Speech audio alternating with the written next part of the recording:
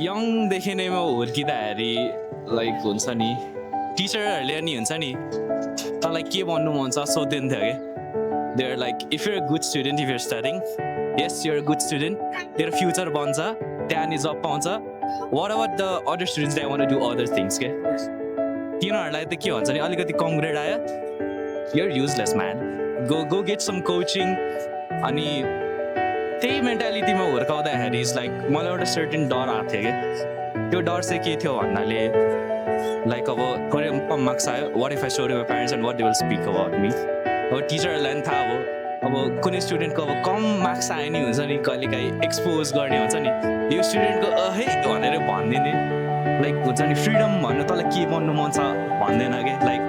प्यारेन्ट्सलाई नि अब हुन्छ नि भन्ने नि डर लाग्ने कि त्यसरी नि स्कुलमा पनि त्यसरी सिकायो कि if you study good you go in like हुन्छ नि like you become a banker you become a what is a core and core professor something IT जहाँ भन्ने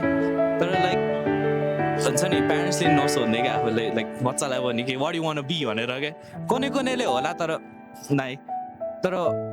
at the end of the day all I want to say is like all the private institute or so on schoolहरूलाई चाहिँ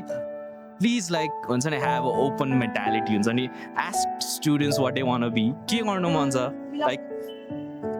not just physical activities हरु के हुन्छ नि like हुन्छ नि स्कुलहरूले पनि भन्छ त बच्चाहरूले फ्रिडम दिएछ जस्तै गेम्सहरू ल्याइदिएछ यो सर्कलहरू it's just a part of their campaign man just स्टुडेन्टलाई सोध्दैन के